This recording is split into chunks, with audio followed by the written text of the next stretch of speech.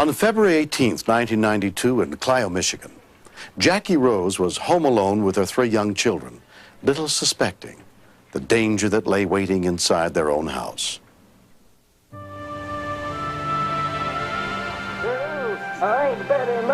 While 4-year-old Leslie and 15-month-old RJ watched television, Jackie and her oldest daughter Misty washed the dinner dishes. Mommy.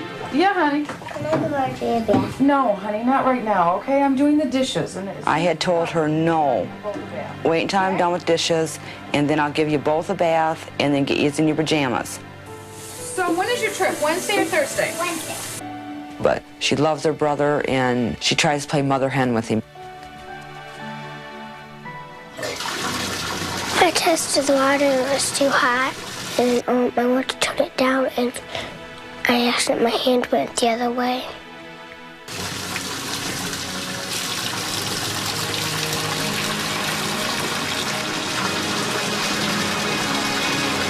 Okay. Did I sign that? The next thing we knew, Leslie was screaming. Go check on him. I ran in the bathroom, and RJ was sitting in the bath water, and it looked like toilet paper floating in the water, but it was really his skin. I learned that you never touch burns because you never want burns to get dirty, so I didn't touch them. Mom! What's wrong? It looked like his body was very raw, like there was no skin. When he didn't cry, I thought he was gone. A basic life support CM ambulance was immediately dispatched. I was very afraid to hold him, because where do you grab a child that is severely burnt from the chest area down? You can't hug him. It just didn't look like a little boy anymore. Just hang on to him because hold on. Jackie called her best friend and next-door neighbor, Robin Miller, for help. Misty was holding him.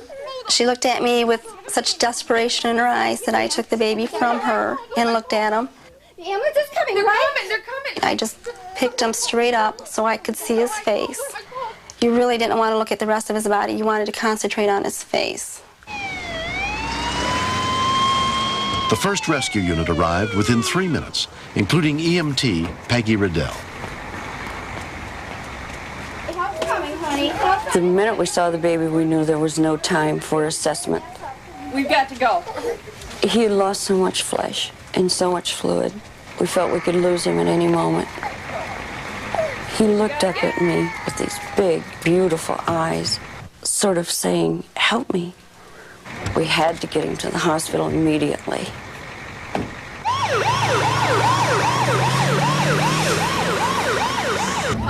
We are going to meet with a paramedic, though. The danger of infection was monumental. I have to get that towel off him. We immediately put him in a burn sheet, cooled him down with a little saline, placed him in oxygen, and off we went. Nice and slow. Come on. Touch him very carefully. I kept telling him what a brave little boy he was. He likes to call me Ra. I kept saying, "Stay with Aunt Ra. Stay with Aunt Ra. You're going to be fine. We're going to get you there. We're going to take care of you. You're going to be fine." They stopped to pick up paramedic Paul Wallace, who was trained in advanced life support. Hey, let's go. What do you got? 30-degree, 90% shot. When I got into the ambulance, I opened the burn sheet, and I see that he's got to be burned probably 75% of his body. Okay, what do we got back here? A critical burn is the hands or the feet or the genitalia. He's got them all. He's got them all. There's no way this kid's going to live. 15-month-old R.J. Rose was taken to Hurley Medical Center, where a trauma team was standing by, led by emergency physician Margaret Kanza. One of the initial and most serious problems is fluid loss. Because the skin barrier is lost, the fluid loss is tremendous. And if fluid is not adequately replaced, the kidneys will fail. I have some bad news to tell you about Randy. R.J.'s father, Randy, joined his wife at the hospital as soon as he learned what had happened. More than 50% of his body. Oh, no. They just kept saying, all you kids can do is just pray for your son, because as bad as he is burnt, we don't think he's going to make it through the night. and I ran out of the room, just crying.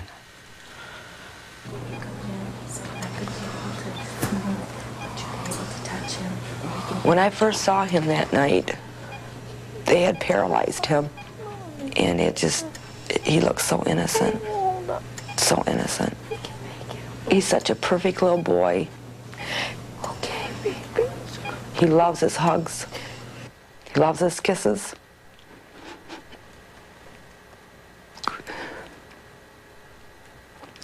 I just had to pray that he was going to be okay.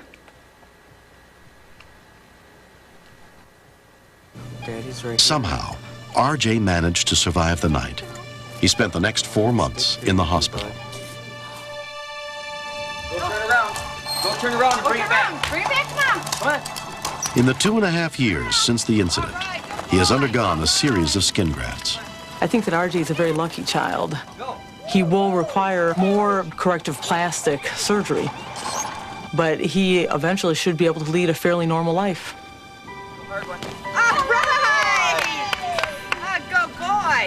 Misty's my little hero because the doctors had told me that if she would have waited 3 seconds longer to pull him out of the bathtub, he would not have survived.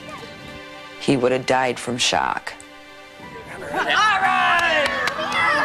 When my brother came home, I felt good and happy that he didn't die. All right! Good deal! I'm glad RJ's home because I can play with him. I love him.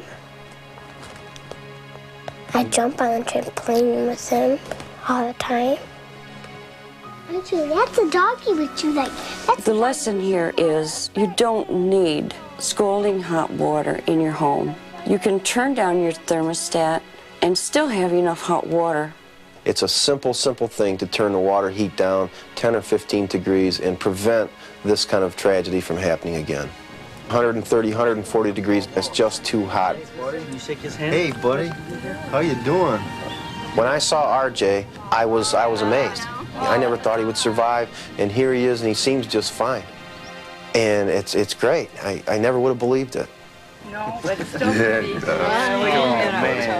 The people who have saved my son, the only thing I can say is thank you. But it's still not enough. Nothing in the world could be enough for him. Well, read it out loud. We'd like to hear that. I'll read it out loud. Okay. Yeah. It says, Sergeant Paul Wallace for actions well beyond the call of duty on February 18th, 1992.